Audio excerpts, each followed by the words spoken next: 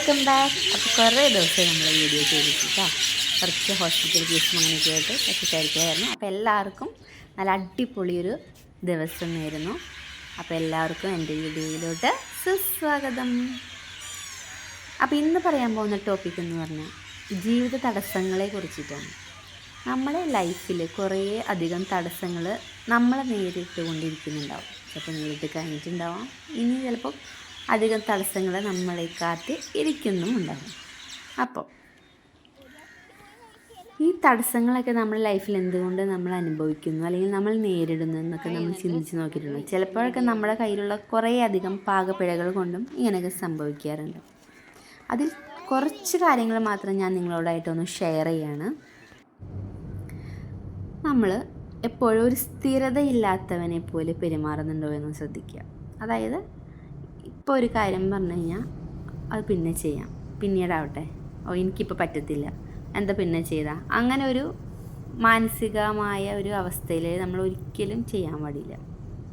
അത് അപ്പം ചെയ്യേണ്ട കാര്യം നമ്മൾ അപ്പം തന്നെ ചെയ്യുക. ഒരു സ്ഥിരത വേണം, എല്ലാ കാര്യങ്ങളും കറക്റ്റായിട്ടൊരു റൂട്ടീൻ വേണം.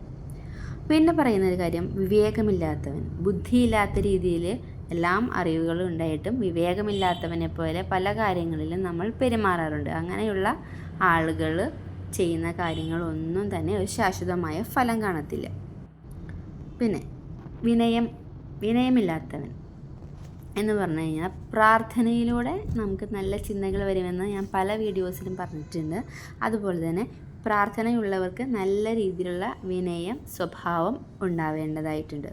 അപ്പോൾ പ്രാർത്ഥനയിലൂടെ മാത്രമേ നല്ല വിനയ സ്വഭാവം നമുക്ക് രൂപീകരിക്കാൻ സാധിക്കത്തുള്ളൂ. അപ്പോൾ ഈ വിനയമില്ലാത്ത പെരുമാറുന്നവനും ശാശ്വതമായ ഒരു ഫലപ്രാപ്തിയിൽ കാര്യങ്ങളിലൊന്നും എത്തിച്ചേരാൻ സാധിക്കത്തില്ല. പിന്നെ വഞ്ചകൻ, എല്ലാവരെയും ചതിക്കണമെന്നും പറ്റിക്കണമെന്നും ഏത് രീതിയിൽ നഷ്ടപ്പെടുത്തണമെന്നും കാര്യങ്ങളെല്ലാം അങ്ങനെയുള്ള കാര്യങ്ങൾ ചിന്തിച്ചു കൂട്ടുന്നവനും ഒരിക്കലും നല്ലൊരു രീതിയിലുള്ള ജീവിതം നയിക്കാൻ സാധിക്കത്തില്ല. കാരണം നമ്മൾ മറ്റൊരാളെ പറ്റിച്ചു കഴിഞ്ഞാൽ ഇന്നല്ലെങ്കിൽ നാളെ ഇത് ബൂമറാങ് പോലെ നമ്മളിലോട്ട് തന്നെ എത്തിച്ചേരും. കർമ്മഫലത്തിനൊക്കെ നമ്മുടെ ലൈഫിൽ അത്ര അധികം ശക്തിയുണ്ട്. അതിനെക്കുറിച്ചൊക്കെ മറ്റൊരു വീഡിയോ ഞാൻ ചെയ്യുന്നുണ്ട്. കർമ്മഫലത്തെക്കുറിച്ച് തന്നെ പറഞ്ഞാലൊന്നും തീരത്തില്ല. ഒരു സാഗരം പോലെ കിടക്കുകയാണ് നമ്മുടെ കർമ്മഫലങ്ങളുടെ അനന്തരഫലങ്ങളും. അതിനെക്കുറിച്ചൊക്കെ അറിയേണ്ടതായിട്ട് വലിയ ഒരു രഹസ്യം തന്നെയുണ്ട്. അപ്പോൾ ആരെയും നമ്മൾ പറ്റിക്കാനോ വഞ്ചിക്കാനോ ചതിക്കാനോ ഇതൊന്നും നിൽക്കരുത്. ശാപങ്ങൾ ഏറ്റുവാങ്ങരുത് എന്ന് മാത്രമേ പറയാനുള്ളൂ. പിന്നെ മടിയൻ, എപ്പോഴും ഇന്ന് ജോലിക്ക് പോയാൽ നാളെ ജോലിക്ക് പോകത്തില്ല. ചില ആളുകളിൽ നമ്മൾ ശ്രദ്ധിച്ചിട്ടില്ല, ഈ ഡെയിലി വേജസിനൊക്കെ വർക്ക് ചെയ്യുന്ന ആളുകൾ സൺഡേ ഓഫായിട്ട് അടിച്ച് കിറങ്ങി കിടന്ന് ഉറങ്ങും. മൺഡേ എന്തായിരിക്കും, അവർ ലീവായിരിക്കും. എന്ന് വെച്ചാൽ മടിയാണ് അവർക്ക് ലൈഫിൽ. അവർക്കൊരു ഉത്തരവാദിത്ത ബോധമില്ല, ലക്ഷ്യബോധ്യമില്ല, ഒന്നുമില്ല. അപ്പോൾ അവർ അങ്ങനെയുള്ളവരുടെ ലൈഫും കട്ടപ്പുകയാണ്. പിന്നെ വരുന്നൊരു കാര്യം എന്ന് പറഞ്ഞാൽ എപ്പോഴും ദുഃഖിച്ചും സങ്കടപ്പെട്ടും ഇരിക്കുന്ന ആളുകൾ. അവരുടെ ലൈഫിൽ പോസിറ്റീവായിട്ടുള്ള ഒരു രീതിയിലുള്ള കാര്യങ്ങളും സംഭവിക്കാൻ പോകുന്നില്ല.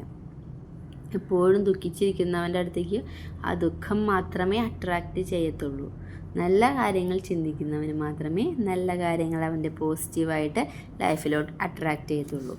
അപ്പോൾ നല്ല കാര്യങ്ങൾ അട്രാക്റ്റ് ചെയ്താലല്ലേ നമുക്ക് നല്ല ചിന്തകളും നല്ല കാര്യങ്ങൾ ചെയ്യണമെന്നുള്ള തോന്നലും ഒരു ആത്മവിശ്വാസമൊക്കെ ഉണ്ടാവത്തുള്ളൂ. അപ്പോൾ ഈ രീതിയിലുള്ള കാര്യങ്ങൾ. പിന്നെ ഒരെണ്ണം പറയാനുള്ളത് വെച്ചാൽ വരുമാനം തടസ്സപ്പെടുത്തുക.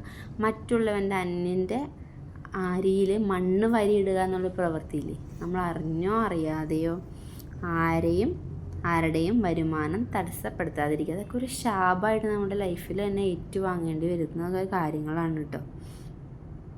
അപ്പോൾ എല്ലാവരും ഈ കാര്യങ്ങളൊക്കെ ഒന്ന് ശ്രദ്ധിക്കുക. ഇങ്ങനെയുള്ള സ്വഭാവങ്ങളൊക്കെ ഉണ്ടെങ്കിൽ മാറ്റുക. നമ്മൾ നമ്മുടെ ലൈഫിൽ ജഗദീശ്വരൻ തന്ന ഈ കുഞ്ഞു ലൈഫിൽ നമ്മളിന്ന് അനുഭവിക്കുന്ന സർവ്വ സൗഭാഗ്യങ്ങളിലും ഈശ്വരനോടും ഈ പ്രപഞ്ചത്തിനോടും നന്ദി പറയുക. അപ്പോൾ അടുത്തൊരു വീഡിയോയിൽ കാണാം. ബൈ.